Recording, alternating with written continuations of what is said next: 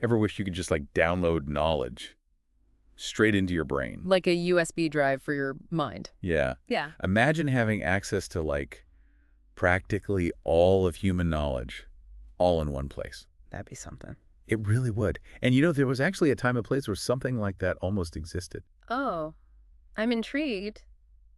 Tell me more. It's the Library of Alexandria, of course.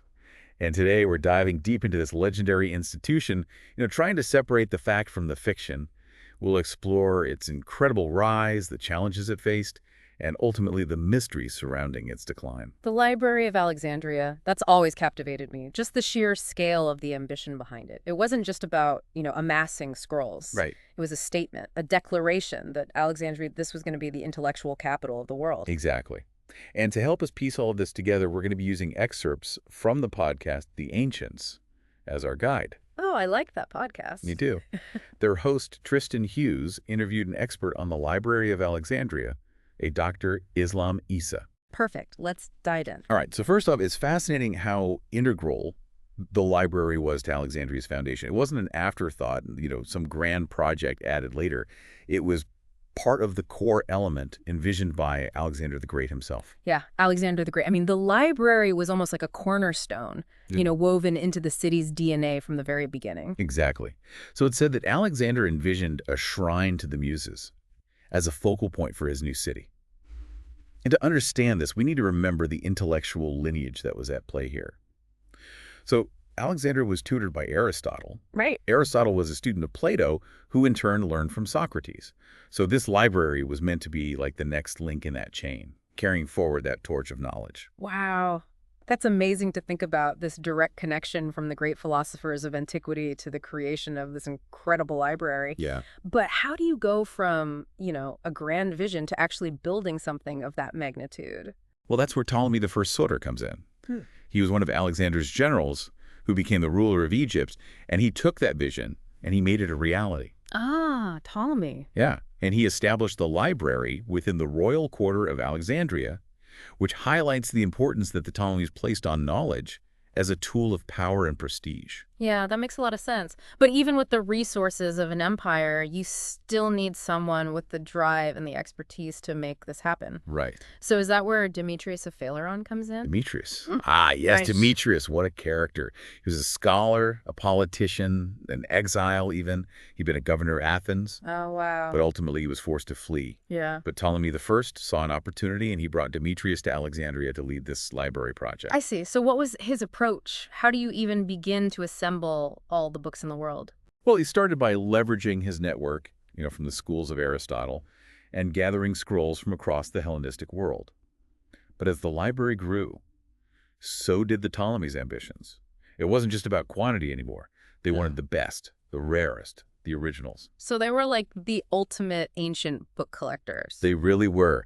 They were always searching for those rarest editions. Wow. They dispatched agents far and wide, scouring markets, temples, private collections. There are even accounts of them confiscating scrolls from ships docking in Alexandria. Really? You're kidding. Can you imagine having your personal library raided by like the library police? Talk about taking your love of reading a bit too far. Right. It certainly shows how books had become a highly valued commodity in Alexandria. I mean, they even pulled a fast one on the Athenians with their tragedies. What did they do? So they borrowed the original manuscripts, Uh-huh. they returned copies, Okay. and then very conveniently kept the originals for themselves. Yeah, sneaky. Huh. I guess all's fair in love and book collecting. I guess so. But let's talk content. We know that they were obsessed with Greek texts, particularly the works of, Homer and Aristotle. But was the library exclusively focused on Greek literature? Well, not at all. While the core was Greek, it was actually incredibly multicultural. Huh. And this mirrored the diverse nature of Alexandria itself. They had Egyptian priests translate religious texts into Greek. They acquired copies of the Hebrew Bible, Oh, wow. which we know as the Septuagint. And they even sought works from Persia and Mesopotamia. That's fascinating. It paints a much richer picture than just a collection of, like, dusty Greek scrolls. Mm. This multicultural aspect really highlights the library's role as a melting pot of ideas. Absolutely. Imagine the intellectual scene in Alexandria at the time. You have scholars from all over the known world debating philosophy, sharing knowledge, and they're all communicating in this common Greek dialect that developed as a result. It must have been an electrifying time to be a scholar. That sounds amazing. It does make me wonder, though, about this insatiable appetite for books. I imagine it had its downsides, too. Oh, like what? I mean, when something becomes this valuable, there's bound to be like a black market trying to cash in. Oh, you're absolutely right. When you have the Ptolemies paying top dollar for rare scrolls, Yeah. you're going to attract forgers and shady dealers looking to make a quick profit. Exactly. I can just imagine aspiring writers trying to pass off their work as some lost masterpiece by Plato or Socrates. Oh, can you imagine? What a headache for the librarian. I know. Trying to authenticate a scroll claiming to be a lost dialogue by Plato. Yeah. It wasn't just forgeries either. There were probably corrupt agents smuggling scrolls out of the library to be copied, and then those trying to buy low and sell high. It was a wild market for ancient literature. Wow. With all this intrigue and potential chaos going on, it makes you wonder about the people trying to manage this ever-growing collection. Who were they? Yeah. Yeah, good question. So the head librarians of Alexandria weren't your typical bookworms. Oh. They became incredibly influential figures, almost celebrities in the ancient world. Really? Celebrity librarians. I mean, that's hard to picture nowadays. It is. But it speaks to the status of knowledge and the role of the library. I mean, these individuals were guardians of a treasure trove of wisdom. There's even a story about a school exercise discovered in the early 20th century where children were tested on the names of the first 6 librarians.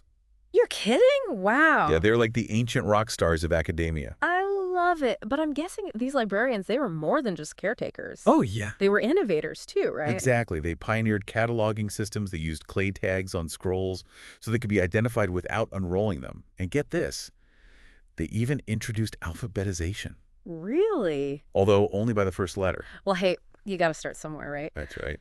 It's incredible to think about these innovations happening, thousands of years ago and laying the foundation for the libraries that we know today. But I'm curious, with all these scrolls, what were they actually written on? Oh, that's a great question. Was it clay tablets? Animal skins? What were they using? Well, that leads us to a fascinating side story about the politics of papyrus. Papyrus. Yeah, papyrus was the primary writing material in that era. It's a plant that grew abundantly in Egypt, and it was processed to create something akin to paper. So the Ptolemies, they had control over the most important writing material of the time. That's a pretty powerful position to be in. Oh, yeah, and they weren't afraid to leverage it. Oh, really? How so? So they imposed an embargo on papyrus exports, What? aiming to hinder rival libraries from expanding their collections. So it's like an ancient trade war, but fought with scrolls instead of swords. Haha, I like that. It's a great analogy. And this papyrus embargo actually led to a fascinating development. Parchment. Parchment, you mean like animal skin? Exactly. There was a rival library in Pergamum, located in what is now Turkey, and they were significantly impacted by this embargo. So they had to get creative and ended up developing parchment as an alternative writing material. So the Ptolemies' attempt to stifle competition actually spurred innovation. That's a bit ironic, isn't it? It really is. Yeah. And parchment, with its durability and smooth surface, actually proved to be superior to papyrus in many ways. Yeah. So even in their attempts to control knowledge, the Ptolemies inadvertently contributed to its spread. That's fascinating. But we've talked a lot about the library's rise and, its vast collection. But the question that's probably on everyone's mind, what about its downfall? Was it really destroyed in a single catastrophic fire like so many people believe? Right. That's the big question, isn't it? Yeah. And that's where things get a little more complicated. The popular image of that massive inferno wiping out the library isn't the whole story. Oh, so no, dramatic Hollywood-style ending for the Library of Alexandria? I have to admit, I'm kind of relieved. Me too. The reality is much more nuanced. It's a story of gradual decline rather than this sudden destruction. Okay, so less inferno and more of a slow burn. Yeah. What were the factors that chipped away at the library's grandeur? Well, that's a great question, and it's where we'll pick things up in the next part of our deep dive. So let's unravel this decline of the Library of Alexandria. It's a tale with twists and turns and, perhaps less dramatic than the popular narrative of a single devastating fire. Okay, so less inferno and more like a slow burn then. What were the factors that chipped away at the library's grandeur? Well, A significant shift occurred with the later Ptolemies. The library, once a symbol of intellectual pursuit, it became entangled in this web of politics. Mm. Remember how we talked about those influential head librarians often acting as advisors to the rulers? Yes, those ancient scholar politicians. Exactly. But as the Ptolemies grappled with, internal power struggles and the looming threat of Rome, the library's focus shifted. Appointments became less about scholarly merit and more about political expediency. So instead of seeking out the brightest minds to lead the library, they started favoring those who would toe the line politically. That's the gist of it. There's even a story about Ptolemy VIII appointing a military man, a spearman, no less, as the head librarian. Wow, a soldier in charge of the world's greatest library. Imagine that. It signifies a clear shift in priorities, a move away from knowledge and towards military might. That's a pretty stark sign that things are heading in the wrong direction. But what about the famous fire started by Julius Caesar in 48 BC? Wasn't that the event that supposedly destroyed the library? That's the common perception, but the historical accounts are a bit murky. Caesar himself documented setting fire to the harbor, which may have damaged parts of the library or, its associated warehouses. Mhm. However, records from that time indicate that the library continued to exist afterwards. Really? Yeah, even Cleopatra is said to have received books as gifts. So Caesar's fire might have caused some damage, but it wasn't the fatal blow that many believe. Exactly. And by this point, remember, the library had expanded beyond its initial structure. There were sister libraries throughout the city, warehouses brimming with scrolls. Those were likely affected by the fire. Okay, so still a significant loss, but not the complete eradication of the library's entire collection, like some imagine. Right. The library continued to exist, but its decline persisted over the following centuries. It's more of a gradual fading rather than a sudden collapse. I see. So what other factors contributed to this gradual decline? Was it just a matter of neglect? It was a combination of factors, I think. There were other fires, the occasional earthquake, and perhaps most significantly changing priorities under Roman rule. Alexandria remained an important city, but the Romans focused on different aspects: military infrastructure, trade administration. So scholarship and book collecting took a backseat to more practical concerns. In essence, yes. The once vibrant intellectual hub of Alexandria slowly faded from prominence. The exact date of the library's final disappearance is unknown, but by the time the Arab armies conquered Egypt in the 7th century AD, there's no mention of it in their accounts. It's a bit melancholic, isn't it? This treasure trove of knowledge slowly fading away, a victim of political upheavals, shifting priorities, and the passage of time. It is a reminder of the fragility of even the grandest institutions, but it's also important to remember that while the Library of Alexandria's physical presence may be gone, its impact is undeniable. Right. The idea that 90% of ancient literature disappeared in a single fire is a gross exaggeration, isn't it? It is. Many texts survived in other libraries. They were copied and circulated elsewhere, or they simply weren't housed in Alexandria in the first place. The Library of Alexandria was undoubtedly a remarkable institution, but it wasn't the sole repository of ancient knowledge. It's important to keep that perspective in mind. But even though the physical structure is gone, the library's legacy continues to inspire us, doesn't it? Absolutely. It stands as a testament to the power of knowledge and the human desire to collect, preserve, and share information. It's a legacy that transcends time and place. So what can we learn from the Library of Alexandria beyond its fascinating history? Are there lessons we can apply to libraries and institutions today? That's an excellent question. And it leads us to the heart of what makes the Library of Alexandria relevant even in the 21st century. I'm eager to hear more. What insights can we glean from this ancient institution? Let's dive into that in the final part of our deep dive.